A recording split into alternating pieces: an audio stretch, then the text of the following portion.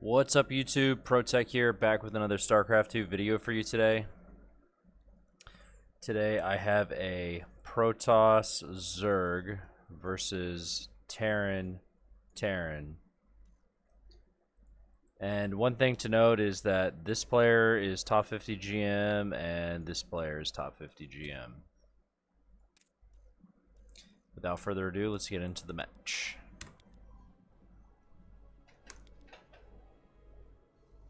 So in the loading screen, I saw that both of my opponents were GM, and both of them had picked Terran.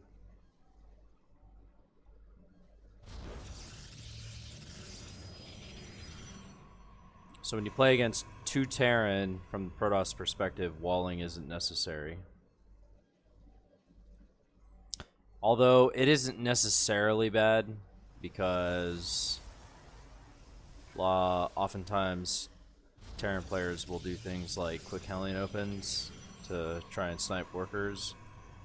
But one of the things that I've been experimenting with is a triple stalker open versus a double stalker open off of one gateway. And that's what I opt for in this game. But as we can see, this is just a a standard gateway Nexus expand build. One of the things I'll note here is that a lot of times what you'll see from other players in 1v1 is the way that they saturate their gas.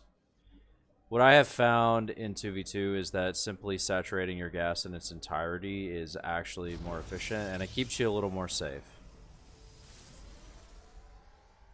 Now, one of the things you'll note here is that I send my probe to my gas, right? You don't want that gas to get stolen with the Nexus build. If that gas gets stolen, shit gets totally fucked up. So if you see that worker get anywhere near your gas, you just grab a probe, right click the assimilator, and then hold position once it gets to the assimilator.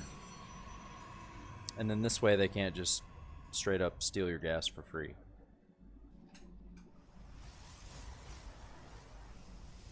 So the idea behind this build is just to stay as economical as possible. Protoss kind of plays at an economic advantage in TvP. And you definitely want to keep your economy better because their early mid-game is better with stim and things like that. So the Overlord pops into the base, and I see basically what I see there is I see a no expansion, fast reactored factory build. And so this is part of the reason why I decided to go for the 3 stalker versus the double stalker into the triple gate blink play. It's kind of more or less just experimental to see how well it works. You still end up taking some worker losses, but I think at the end of the day, it's definitely worth it. Because if the fast Hellion play doesn't do any damage, it really sets the the Terran player far behind. Plus, not to mention, you know, you've got to worry about this kind of play with the 3 racks and the Hellions and stuff like that. So going up to the 3 stalkers is definitely pretty good.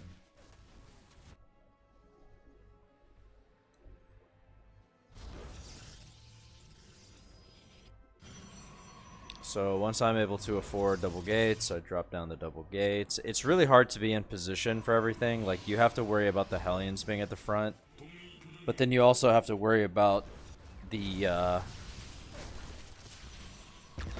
Reapers jumping up your cliff. So honestly, I think what needs to happen with like SimCity is somehow figuring out how to block off the entrance for Reapers.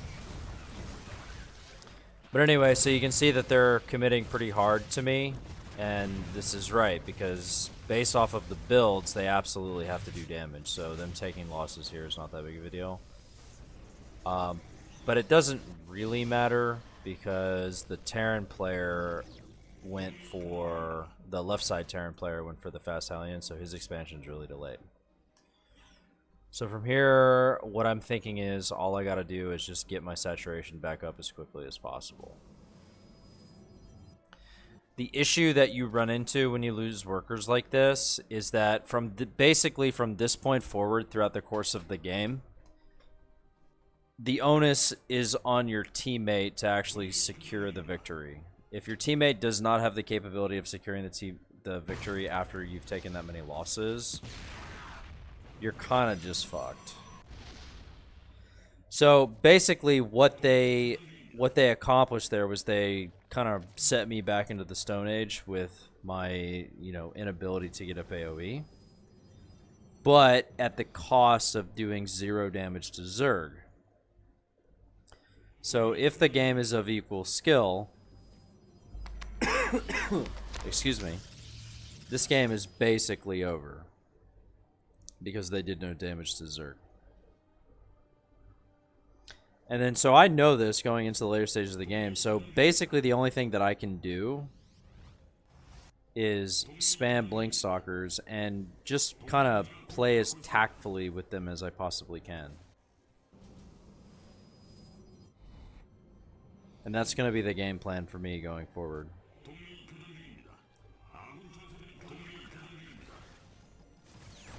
So the important thing here is, yes, I end up losing a lot of stuff here, but getting the siege tank is what's important, because if you get the siege tank, then it just makes the creep and Banes and Lings a lot more efficient, right?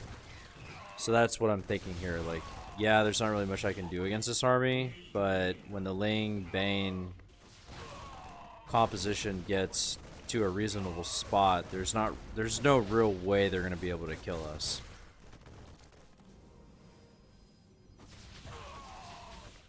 And I wasn't really expecting the right side Terran player to just keep spamming Reapers with this, and so I kind of delayed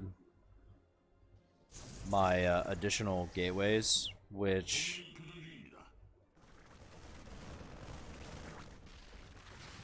it's really hard to get the information right because you have to delay your robotics for so long.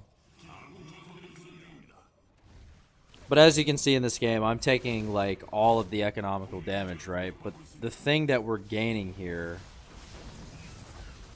is that the Zerg player is not taking any economical damage, and they're losing a lot as they make these attacks, right? So unbeknownst to them, they're actually playing at a pretty hefty disadvantage right now.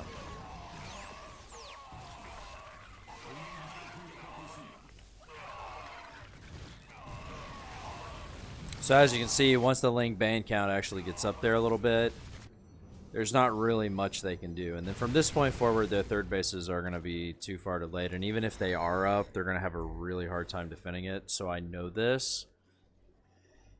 And that's why I start to be a little more aggressive, check for thirds, and things of that nature. But as you can see, there's no third base there. And my teammate is up to a fourth base. So these guys are going to have a really hard time winning this game. Plus, I can see that there's an Overlord spotting the third base on the left side. If you look at the minimap, the gas hasn't been taken. I can't really see whether or not that base has been taken. But generally speaking, at around 8-9 minutes, you're going to see that gas taken. So I go over there and check anyway, just to make sure, I think. No, he makes it an Overseer and sends it in. And then I can see that they both have no third bases, right? On the minimap. So I opt for the third because I'm pretty far behind, right? So I just kind of need to accept the fact that I'm behind and take a risk. And take the third and just kind of hope that the creep spread and then Ling Bane will be able to keep my expansion safe. But as it stands, I feel pretty confident going into this game because I've almost got 1-1. They don't have 3-3. And right here, I'm just like, I can see that they're taking their bases so late, right? So I'm killing the rocks so that they can't defend that if we choose to attack, right?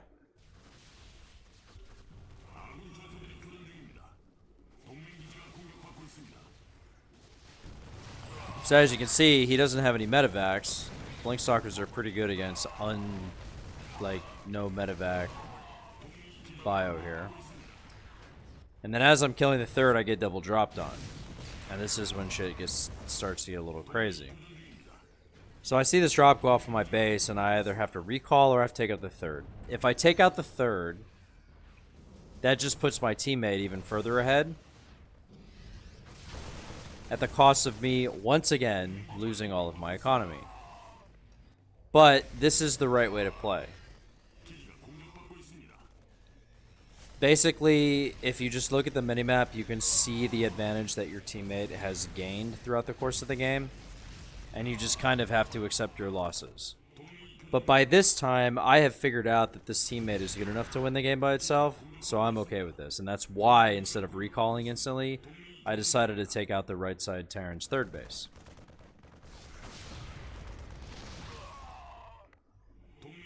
So from here, I'm pretty much fucked, and the only thing that I can really do is make really cheeky plays with my Blink Stalkers. Which is fine, because the Zerg player is so far ahead, there's realistically no way that these two Terran players are going to be able to win.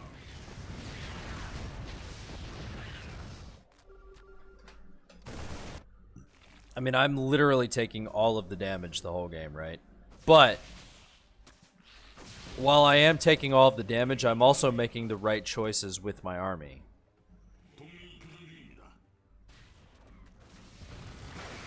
And when you're getting screwed over like this, the best thing that you can do is backstabs and just try to keep them off of third base economies.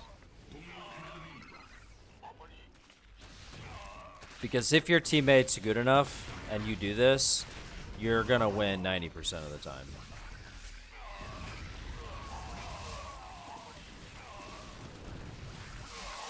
So as you can see, as the game progresses, you know, I just sit here and I keep them off of their additional bases. My teammate just gets further and further and further and further ahead, and it gets to a point where these players just do not have the capability of dealing with any unit composition or anything my teammate can do, right? So when you're behind like this, this is the way you want to play, and this will yield the best results. So thank you all very much for watching the video. If you guys like this, hit that thumbs up, and I will see you guys with the next video. Have a good day, boys. Peace out.